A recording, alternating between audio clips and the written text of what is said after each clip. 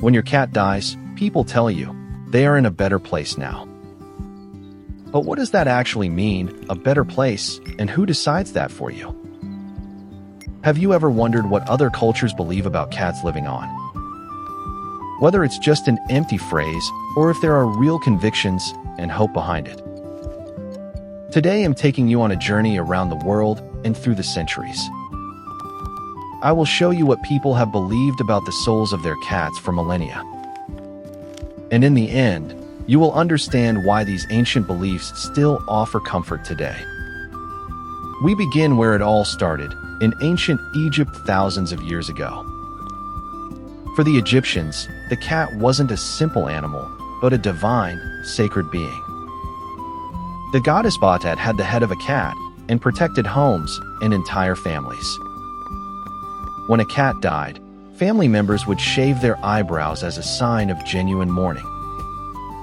Cats were embalmed, wrapped in cloth, and buried with grave goods just like important humans. That wasn't a ritual for a pet, that was a farewell to a family member. The Egyptians firmly believed that the cat's soul travels on to the afterlife, and that they live there in peace, protected by the gods for all eternity. Imagine that.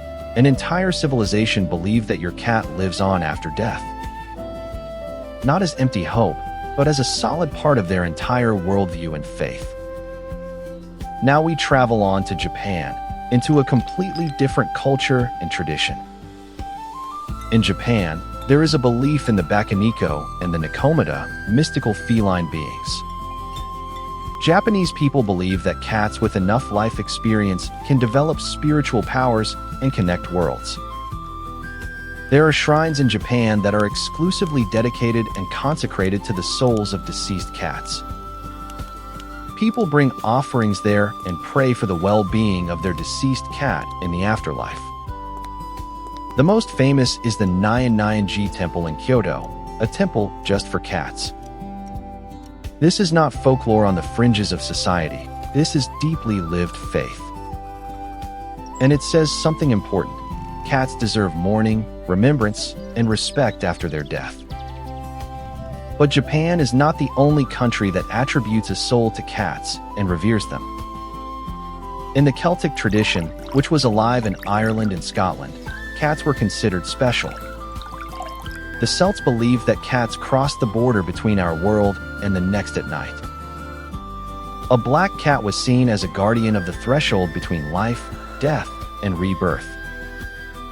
When a cat died, it was believed that they continued to serve as a guardian in the realm between.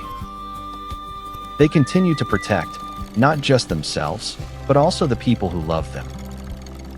That might sound like a fairy tale, but for the Celts, it was profound truth. And now we travel to Islam, where cats hold a very special position. The Prophet Muhammad himself is said to have loved his cat Muetze so much that a story is told. He cut off the sleeve of his robe so as not to wake his sleeping cat. In Islam, cats are considered pure animals that must always be treated with respect. Many Islamic scholars believe that animals, too, will experience justice on the day of resurrection. This means your cat also has a place within a greater divine order. In Norse mythology, two giant cats pulled the chariot of the goddess Freya everywhere. Freya was the goddess of love, fertility, and also of death at the same time.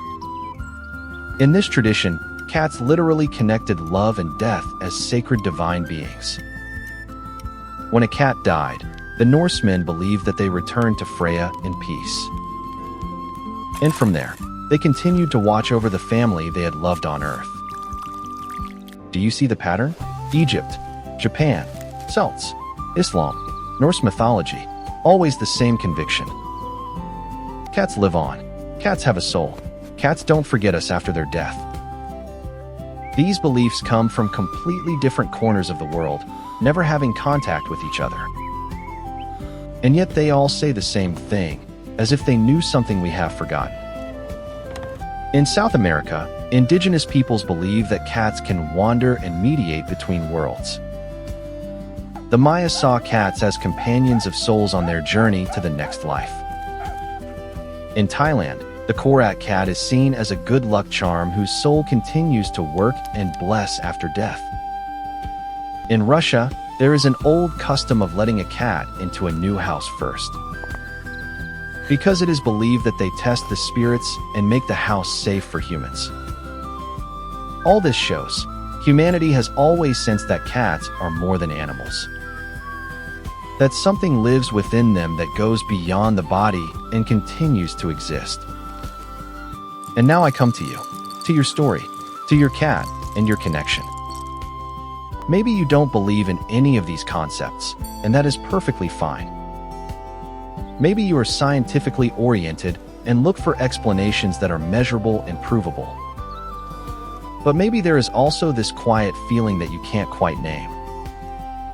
This feeling that they are still there, somewhere, in some form that you can sense. That the connection between you didn't just stop because their body stopped. Billions of people over thousands of years have known this exact feeling and trusted it. They have built temples, created rituals, and told stories that live on to this day. Not because they were naive, but because they felt something true within themselves. And maybe you feel it too, when you think of them at night and remember. When you see their favorite spot, and for a moment think they are still there. When you sometimes think you hear their purr, even though the room is quiet and empty. That is not imagination. That is the deepest form of connection there is. A connection that no culture in the world has ever denied, no matter how different they were. Your cat lives on, maybe not exactly the way you imagine, but within you, in your memories, in what they changed inside you, and in the quiet knowledge that billions of people before you have already carried. That love doesn't die, that cats are more, and that goodbye is not the end. Tell me in the comments, what do you personally believe about your cat living on? Has a belief or a tradition ever given you comfort after a loss?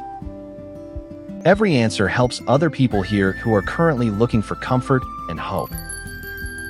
We read every single comment, and every story deserves to be heard and truly respected. In China, the cat was seen as a guardian of the harvest and protector of domestic peace. When they died, food was placed next to the grave for the journey afterwards. Buddhists believe that all sentient beings are reincarnated, including our beloved cats, of course. The soul moves on, continues to learn, continues to love, in a new form afterwards. In Persia, cats were revered as creatures of light that keep darkness away and protect. When a cat died, the whole family mourned for days because a light had gone out. According to legend, the Greek goddess Artemis sometimes transformed into a protecting cat. Cats were seen as her eyes on earth, silently watching over people. In Peru, the Incas believed that cats guard and protect people's dreams. Their souls wandered through the dream world at night and kept evil spirits away from you. All these stories are not just the inventions of desperate people looking for comfort alone. They are the collective knowledge of humanity about a being that touches us deeply. A being that can give more love in its short life than some people. And whose departure shows us how deeply we can love and how vulnerable we are.